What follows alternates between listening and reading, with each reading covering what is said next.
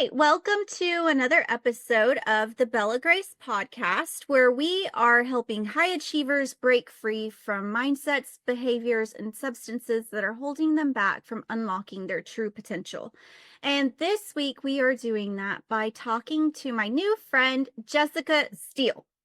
She is a heart-led leader, educator, and visionary coach who's spent nearly 2 decades transforming lives through purpose-driven leadership.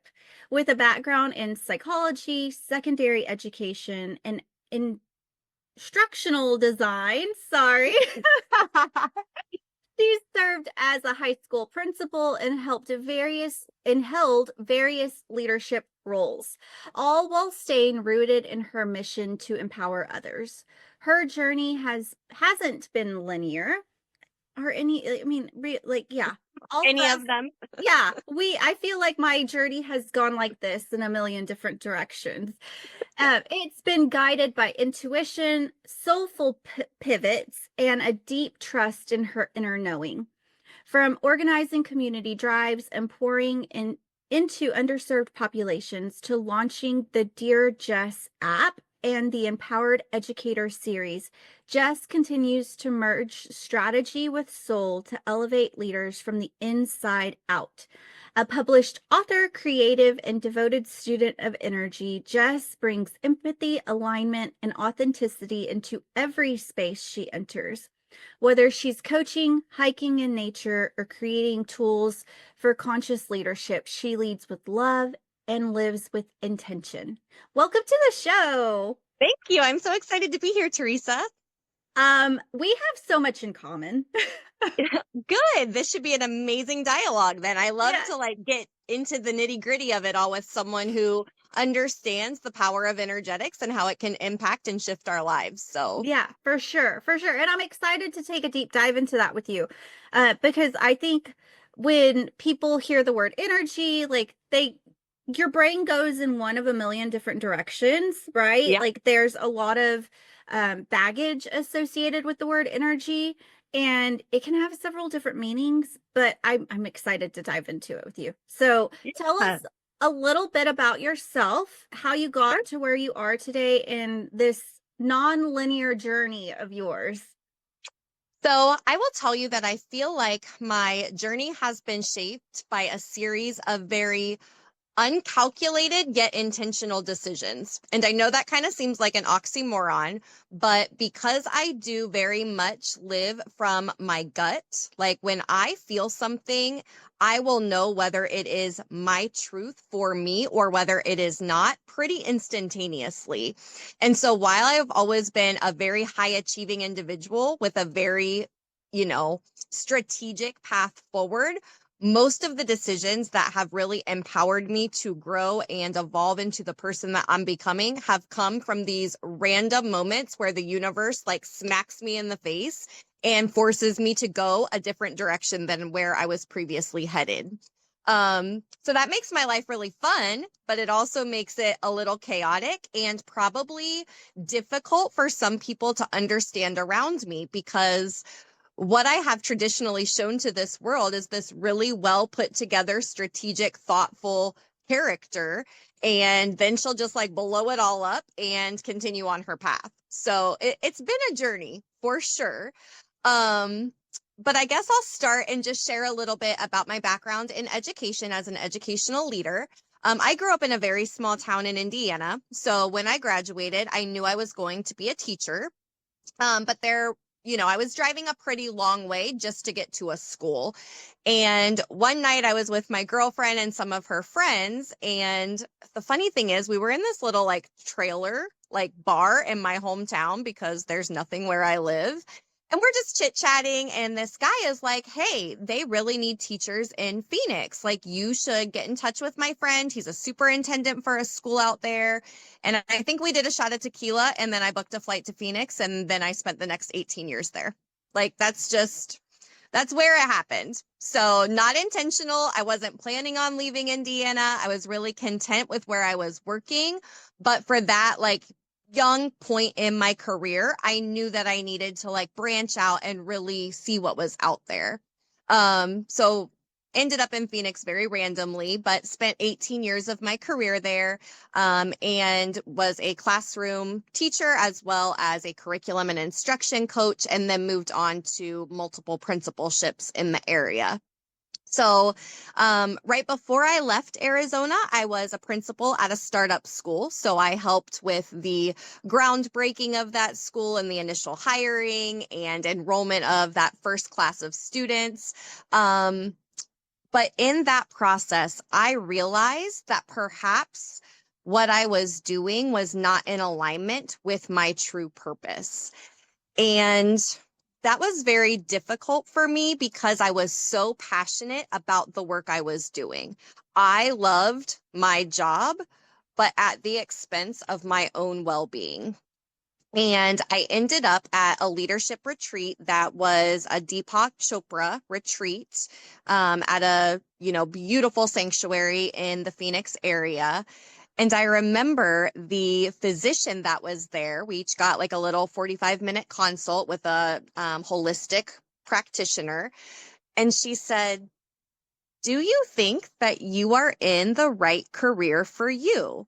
Like, do you really know other individuals who perform their roles like you?" And I just kind of had this epiphany that it did not matter how much I loved what I was doing. It was making me unwell to the point where I was no longer in alignment with my authenticity. And I was never going to be well unless I left that environment. And people were going to suffer because of that. Like, I was not going to be able to build what I wanted to with my students and with my staff if I did not get myself into alignment. So by not living my truth, I was not going to allow for them to be in their power either. And so that is what led me now to the leadership and energetic coaching that I am doing. Wow.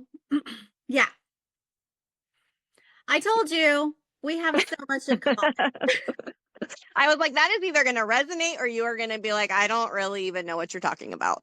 No, so my story, very similar.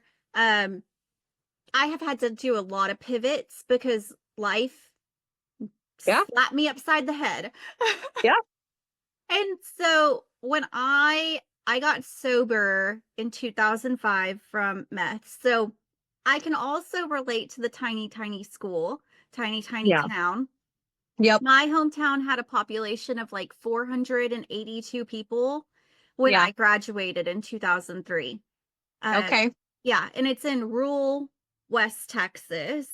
And what part of Texas are you from? The Lubbock area. Okay. Got it. Yeah. And so I grew up in Lubbock, but I kind of flip-flopped back and forth between Lubbock and a tiny, tiny town called Ropesville. Okay. It sounds tiny. That sounds like the name of a tiny town. It is. But when I graduated, I was a daily meth user. Like, I was very addicted to meth as a senior in high school.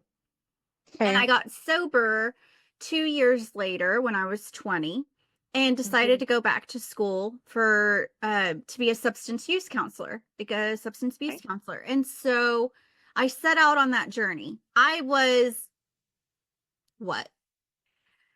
6 months sober and had just found out that I was pregnant. And and so I'm like, and that's why I went back to school, because I was like, I can't be a waitress for the rest of my life if I'm going to have a kid. Yeah. You're like, universe, give me all the hard things at the same time. Like, just rain them down upon me.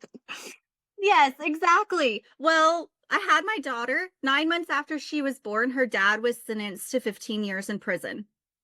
So I was a single mom in college, working as a part-time waitress. Like, I had a lot of decisions to make. I stayed in school. I kept down that path because I knew it was what was for me. Like, I had done a lot of praying and like reflecting and just digging in, like, what am I supposed to do with my life? And I knew this was the path for me. So I stayed on it come hell or high water. Right. But then I graduated and I got offered a job. And I took it and I spent the next 12 years in a field where I enjoyed what I did. I had some purpose. Like I knew at the root of what I was doing, I was really helping people, even though my position wasn't in a place of helping people. I was a records and information management supervisor, a far Yeah. cry from a substance use counselor. But I don't think what people, and this is just an aside, I don't think that we always realize the value that we bring to any of those roles. It doesn't actually matter what your title is. When you have the energy of serving others and supporting others, you could be, you know, you can call yourself whatever. It doesn't matter at that point. The impact potential is still there. Yeah, and that's what I tried to hold on to, right? But Right. then I got to a place where I'd been in this career field for 12 years and I felt like I was drowning Mm-hmm. because I had that longing in my soul for what I knew I was made for. Right. And I knew it wasn't this. And Yeah. for me, You weren't like in alignment yet with I your was purpose. exactly, I was so far out of alignment that Yeah. I couldn't even see the line anymore. Like it had disappeared into the sunset long ago. And so I really had to like sit down and say, how do I make my way back to my authentic self? Mm-hmm. And for me, it was leaving my job. I Yeah. had to leave that job. I had to leave that space. And it has been scary. It has been Mm-hmm. rocky, Yeah. but I've never been more in line with who I am. Yes. I think sometimes and for me, there have been situations where I feel like life has just ripped away that which is no longer serving me so that I have no other choice because it's always going to be scary. It is always going to be uncomfortable. It is never going to come with just this sense of certainty. I can know that something is right for me and still be scared to death to actually pull it off and pull the trigger, right? Like that those dichotomies are both true. Um, but I think that the universe will gently shake you. It'll give you a little nudge. It'll keep you up a couple nights. But if you don't take initiative, like if you just ignore all of the signals that it's giving you, eventually it's just going to rip it away and say, you actually can't have this any longer because you're not freaking listening to me. Like I need you to pay attention because what you are doing doesn't feel good because you can't find peace in an environment that isn't meant for you. So you can keep gripping and trying to control and doing things differently. But if it's not right for you, you're never going to know peace there. You have to choose different on the path back to you. And I think that's exactly what you're describing. Like that job wasn't it for you. And I was never going to have peace there. And Yeah. I sat and I reflected and I'm like, because my husband says that I just don't like working for people. He's like, you just don't like having a boss. And I tell him, I'm like, that's not true. I've had bosses that I love. I've had jobs that Sure. I love. I've Yeah. had, but the thing was, it was not where I was supposed to be. I was forcing this job because it was good money, it was prestige, Right. I work for a fancy company, I make big bucks, I have a fancy title. Like those things is why I was holding on to it. But me personally, none of that matters. No. I don't care about cars. I can drive a hoopty and give no cares. But I Yeah. had gotten misaligned with myself so much so Right. that I was changing my values, and your values are your core.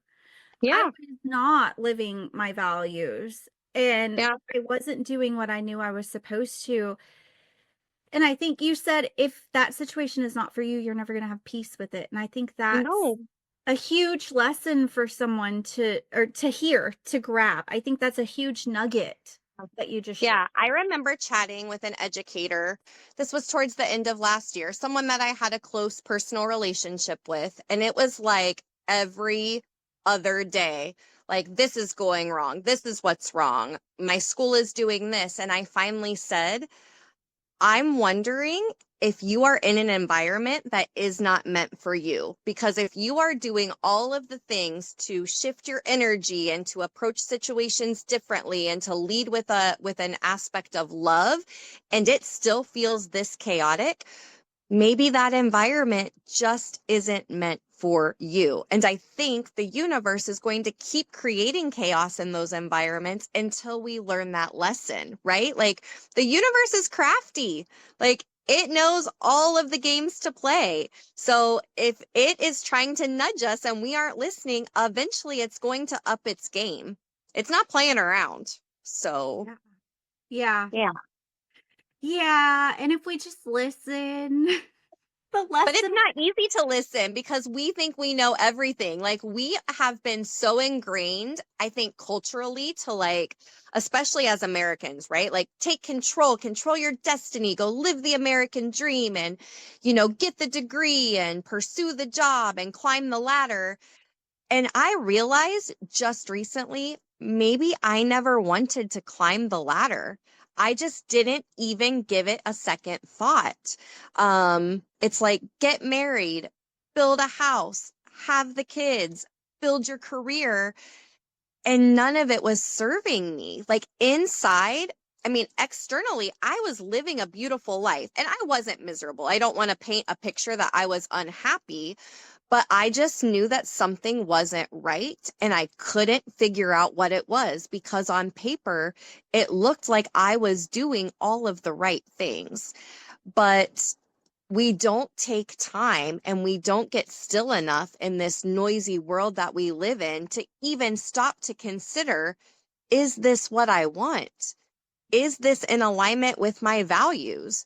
And what the heck are my values? Like, sometimes we get so entrenched in the day-to-day minutia of our lives that we don't even remember what our values actually are. So now we've lost our inner compass. We don't have a guidepost for making those important life decisions. And now we're just floating along, and 10 years have passed and we realize this is not the life I wanted to build.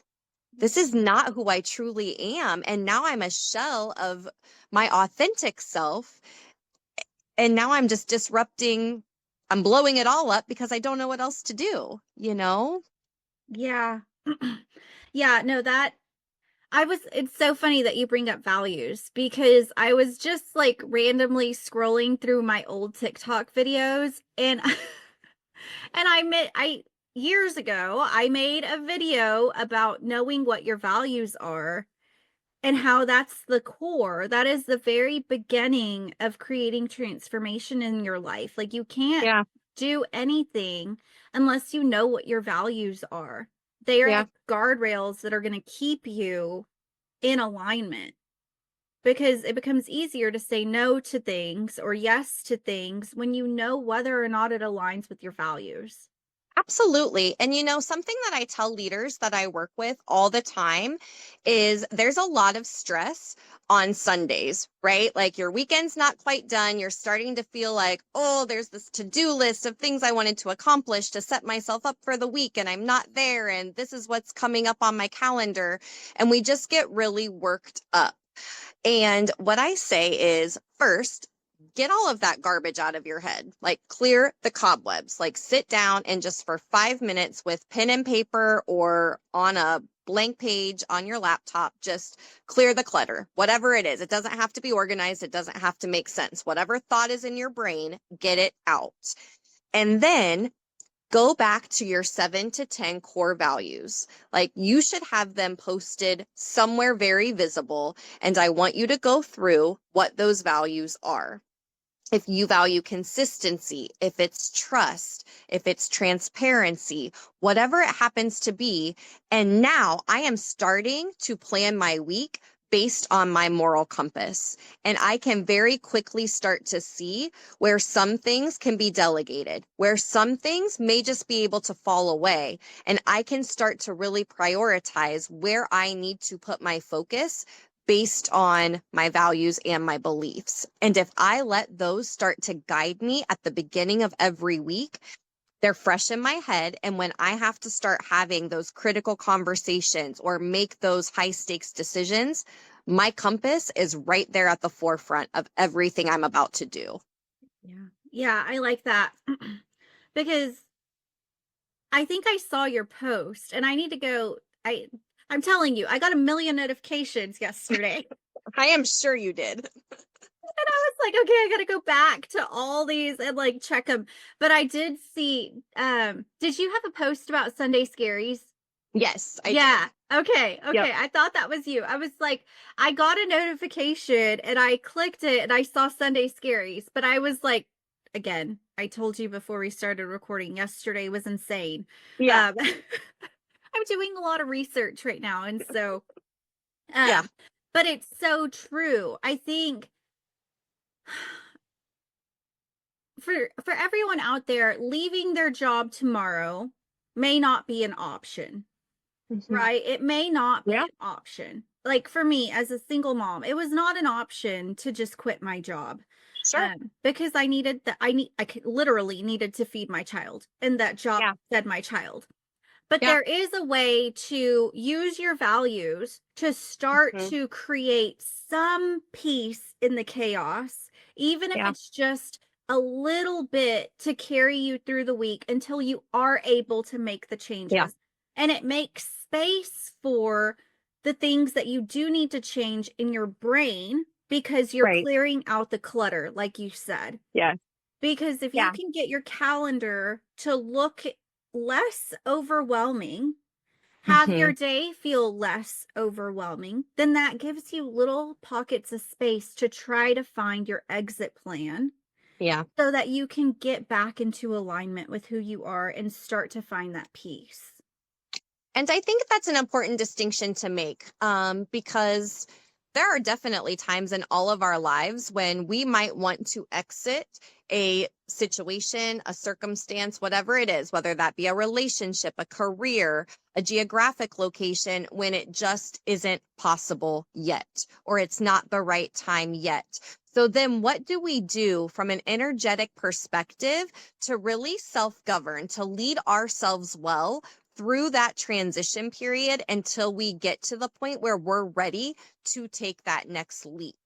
And that's a lot of the work that I do with individuals is how do I get right with my soul right now? Because if I am chaotic internally, my external environment doesn't have any option but to mirror that chaos back to me.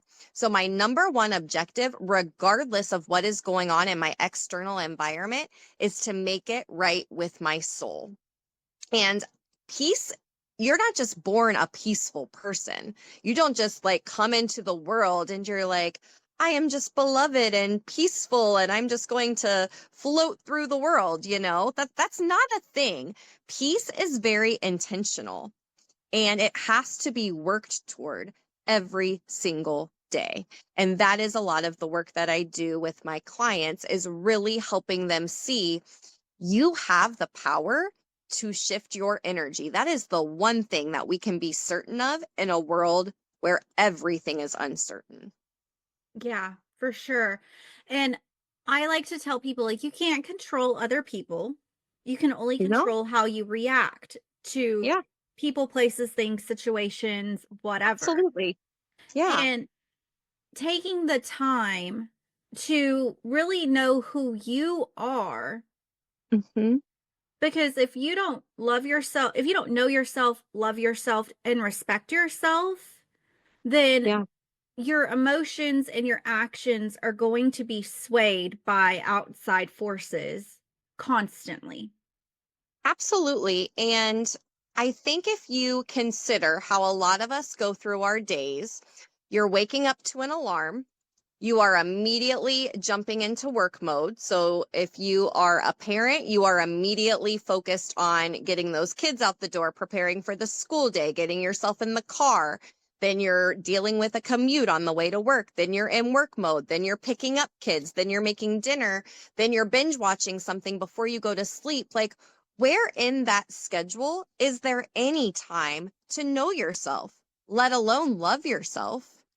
Like, I don't see anything in that type of schedule that allows space to consider, is this what I need in this moment?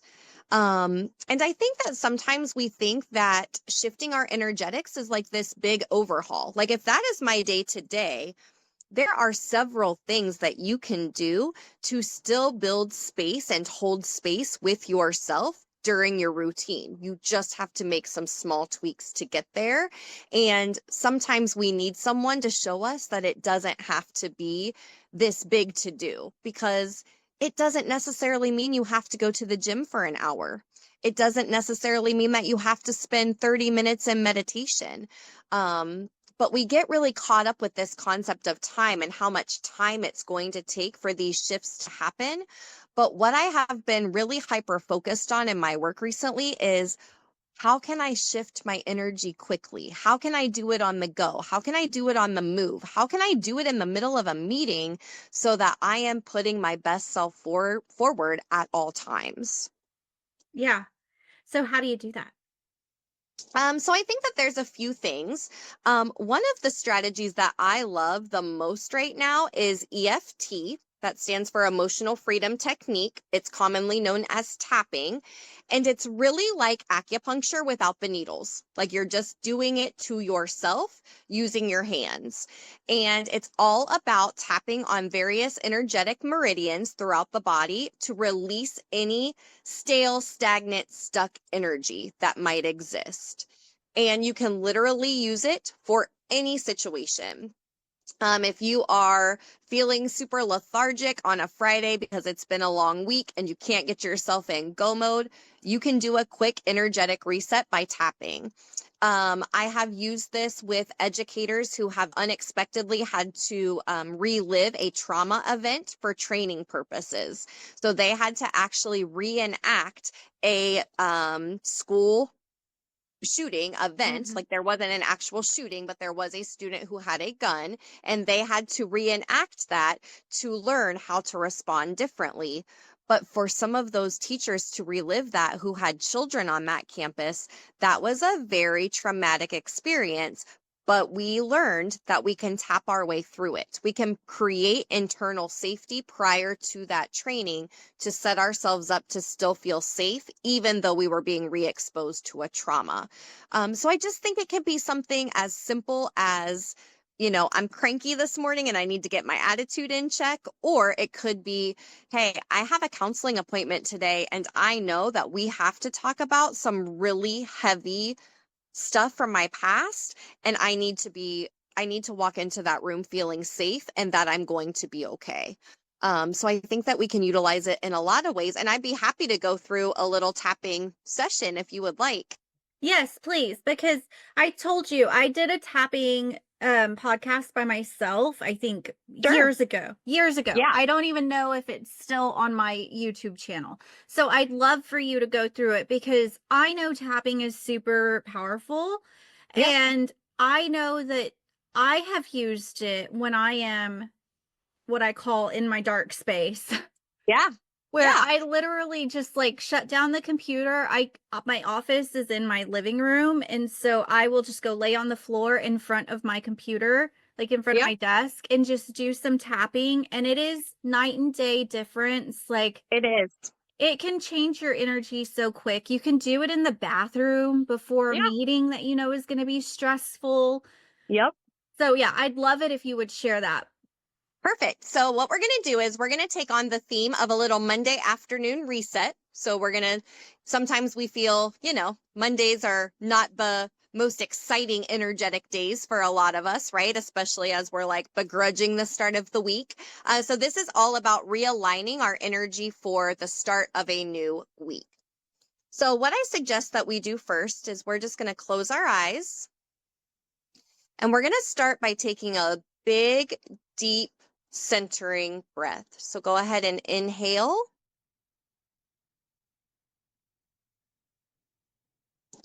And let it out.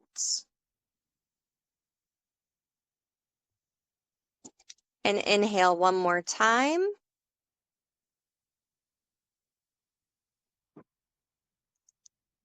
And let it out. And I want you to just think for a moment. You can feel free to keep your eyes closed. On a scale of 1 to 10, what is your current level of stress? 10 being the most, 0 being there is none. So think about where you are. Don't overthink it. There's no right or wrong answer. And what we're going to do is we're going to start tapping, and we're going to start with the karate chop point of our hand. So you're just going to lightly tap, and you can either repeat out loud or just using your mind's eye. Even though I'm feeling a little off, tired, or scattered, I deeply love and accept myself. Even though this Monday energy is heavier than I expected, I choose to reset and realign. I honor my energy and give myself permission to pause and regroup. And now we're going to go ahead and we're going to move on to the eyebrow. All of this tension I've been holding, side of the eye, all of the thoughts and the pressure and the noise under the eye, I feel it trying to weigh me down. Under the nose, but I know my peace is more powerful. Chin, I'm allowed to reset and restart anytime I need. Collarbone, I release this stagnant energy and come back to center. Under the arm, it's safe to let go of the chaos and give myself time to breathe. And top of the head, I choose calm, I choose clarity, and I choose alignment. Now you're going to go ahead and squeeze your wrist. Take a deep breath in.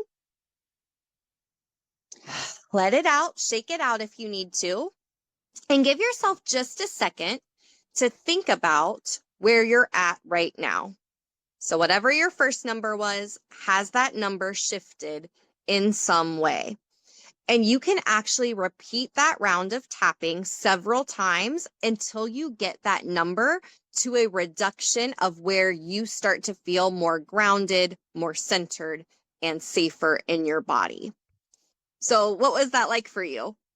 I love it. I actually needed that this morning. You're like, you should have found me earlier.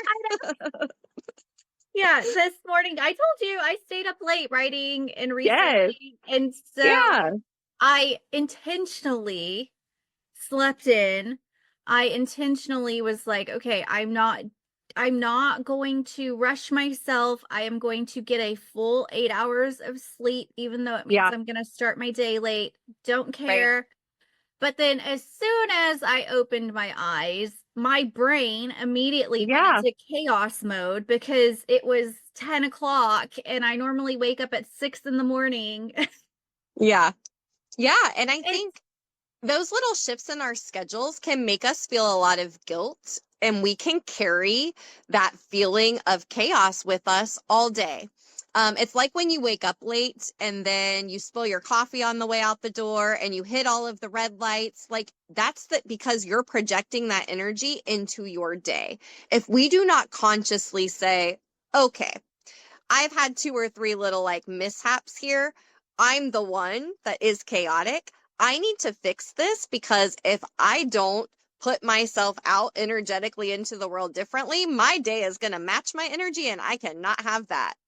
So I do think that if we can learn that the second that our hearts start to beat a little bit quicker or our palms get sweaty or our stomach starts to clench, if we can learn like, hey, my body is signaling that it no longer feels safe, I need to take a moment. That moment can change the course of our entire day, you know? And it who wants to really project can. that on somebody else, you know? Yeah, because it ends up being projected on our coworkers, our people Yes. who report to us, our husbands, our wives, our children, our friends. If you're single, like that is then projected onto the people you love the most. And Yes. I know nobody wants to do that. Nobody wants to be projecting crap onto Right. the people that they love and care for. Yeah. And it is about finding, understanding your body's signals to Hmm. you that something is not okay. Yeah.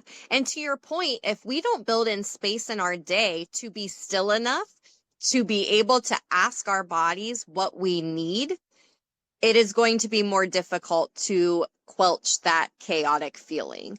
So we have got to, and I am such a strong believer. I am not a morning person. Like, I just don't, that's not how I am wired as a human. But when I know that I have an appointment or something that has to start at a specific time in the morning, I know I have to work backwards and I need a couple of hours before that appointment because I need to wake up and I need to meditate. I pull an energy card for the day. I listen to an uplifting podcast as I have my morning coffee. If there is something weighing on my mind, I might need to audio journal for a minute just to get those thoughts out of my head. I know that I cannot show up as my best self unless I take a moment to energetically align. That's not possible for everyone. I have a lot of freedom in my schedule right now. But even as a high school principal, I started getting to work just 10 minutes before everyone else. I would take a minute. I wrote down my goals for the day. I put my diffuser on. I turned on a soft light. And that shifted everyone else's energy when they came in too. Like, they might come in hot with a problem that I needed to solve, but they would sit down and be like, oh, it's really soothing in here this morning, or a kid who was getting in trouble would come in and instead of like spouting off whatever had made him or her upset, they would say, oh, what are you diffusing? That smells really good, miss. I think we get so caught up and we don't have time, but how do we not have time for that? 10 minutes. That was just like not going through the drive-through for a cup of coffee and making it myself. That was shifting my alarm ever so slightly. That was meal prepping the night before instead of trying to grab stuff sporadically in the morning. Like, we do have the time. It's just an exchange of how we're choosing to utilize it. And I think when we realize the power that just a few minutes can hold for us, it really does start to shift all areas of our life. And suddenly, I don't have time not to meditate because the chaos that it creates when I don't, I am like, well, this was not worth it, you know? Yeah. Yeah. No, and it is, I think people get hung up on, because I too have a lot of freedom in my schedule. And they Sure. might look at my Instagram stories and my Facebook and they're like, "Oh, well, you just have all the time in the world." And Right. I still have a 9 to 5. Like, I work for a nonprofit that is my 9 to 5 job. Mm-hmm. And so people are always asking me, like, how do you do all this? How do you do this? How do you do that and not lose your mind? And it is because I am very intentional with my Yeah. time. Yeah. I am not a morning person either. Neither is my Mm-hmm. daughter. My daughter is not a morning person, but she and I have made a very strong intention and goal to wake up every morning at 6 o'clock in the morning Mm-hmm. and go for a walk. So we wake up at 6, we leave the house at 6:30, we go for a walk until 7, we come home, I make breakfast, she showers, I eat, then she gets out of the shower and she eats. Right. We're ready to go. Our day is ready to start by 8 a.m. Like, Mm-hmm. you know what I mean? Like, by 8, I am getting in the shower for myself, and then I'm ready to do my nonprofit job at 9. And Yeah. from that 8 to 9, when I'm between like breakfast and all that, I'll record a couple of videos. I will meditate. I will do my reading for the day, like Yeah. little Whatever feels tiny good. pockets. Yeah, whatever feels Mm-hmm. good that day. However, throughout the day, I also carve out 2 or 3 minute activities, like the simple act, like you were saying, of turning on your diffuser. So for Mm-hmm. me, it's walking around my house and lighting my candles. Mm-hmm. that makes my day feel so much more, it feels fancy. I feel like Right. like I'm owning my space. My house smells good. I've got a lavender candle right here. It's soothing. It sets the tone for my day. Right. Yeah. And it's not a big action. It takes me 2 No. minutes to light all the candles, but the mere act of like no music, no podcasts, no nothing, just me walking around my house lighting my candles Mhm. is a moment of quiet doing something that I like that feels Mhm. good for me. And it Yeah. has the power to change the trajectory of your day. Yeah, it does. I think that we really overlook the importance and the value of those little rituals that we establish. I think that nighttime shutdown routine is incredibly empowering too. Like I will go through the same thing. I will set my diffuser about an hour before I'm ready to start settling down, so my room is nice and calm. I will start dimming the light so that when I go upstairs, I'm not getting blasted with like, bright lights in my face. I don't really watch a lot of TV at night. Like I turn on some soft meditation music while I'm reading or whatever it is, because my objective is to create an environment that's peaceful and conducive to me shutting down at the end of the day. And so, whatever that looks like for you, I think those energetic resets midday are super important. Get up and like go take a lap around the building, feel the sun on your skin for 5 minutes, whatever it is. I think we so often feel like we are not in control, but we have a lot more control than we think. We might not be able to control what other people say, do, think, feel, how they respond, what the universe chooses to give us, but we can always choose how we respond. And Yes. that is where our power lies. Yes. I love that. I love that. Okay. So you've given the listeners, so Oh, thank much. you. Good. I'm I'm glad. so thankful because it is, having been someone who was burned out, having been someone who was not in alignment with her purpose, but didn't have the option to leave right away. You're talking about a lot of the things that I personally did that I know work. Hmm. And it is so powerful. Like that, those small changes is what gave me the courage to finally leave and get back in alignment with who I am Yeah. and my energy. Like it was game changer, but it started with those small intentional acts that gave me the space to see what my values were, what my purpose was, and how I could Yeah. get there. Yeah. Yeah, I think it's so, and that's the heart of the work that I do, right? Like we are going to make life altering changes, but it's not going to be because of life altering shifts. Like these are going to be so subtle activities that aren't even noticeable to anyone outside of you and maybe a few people that you live with or choose to share with. Like, I'm not talking about a whole new diet plan. I'm not talking about a whole new fitness regime. Are there elements of diet and physical activity that we will probably discuss at some point? Should they be relevant to the dialogue? For sure. But we're not talking about expensive programs and products. We are talking about things that you can do at any moment of the day to shift the way that you feel and to get past the thoughts and just be in alignment with your authenticity. It's weird. When you live in alignment, there's a lot less that goes on in your head up here. It's a lot less busy. It's a lot less chaotic. And the more present you're able to become with your purpose, with your mission, and just with your capacity to lead from that lens of love. Yeah. Yeah. I love it. Yeah. There's a lot less noise up here. Yeah. Yep. And you're better able to discern what belongs in there and let go of what doesn't. Yeah. Absolutely. Yeah. So where can people find you? So yeah, I'm on LinkedIn. So Jessica Steele at LinkedIn. You should be able to find my profile. I am located out of Lawrenceburg, Indiana. That's close to the Cincinnati area for those of you who might not be familiar geographically. And then I am on Instagram as my primary social. So it's Dear Jess, lead with love, but it's all underscore. So Dear underscore Jess underscore, etc. Dear Jess, lead with love. I do have a website. It's dearjessapp.com.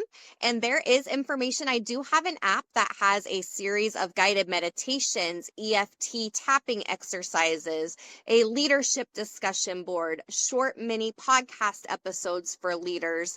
It's all about energetic realignment, goal setting, and living a purpose-filled life. So I do one-on-one coaching. I do small group coaching. I will do professional development for small groups. I have led women's groups. I have led educators. So I will work with schools. So you can find me a lot of different places. And my email is jess@dearjessapp.com. Awesome. And I will have all of those links in the show notes so that Beautiful. everybody can find you there. So if you want to reach out to Jess, please do. Please do. I love this. I have a lot of teacher friends, so I will be amazing. Yes, please do. I love educators. They're like the heart of what I do. And I know that they are just so, I mean, everyone is burnt out. Like educators just, I cannot sing their praises enough. So please do have them reach out. I would love to connect with them and just share some resources and be a resource in any way that I can support. Yes, for sure. Well, thank you for being on the show today. Yeah, thank you. It was a great dialogue. Yes, and everyone else, thank you for tuning in this week. And until next week, be well, be kind, and may you find some joy this week. Bye.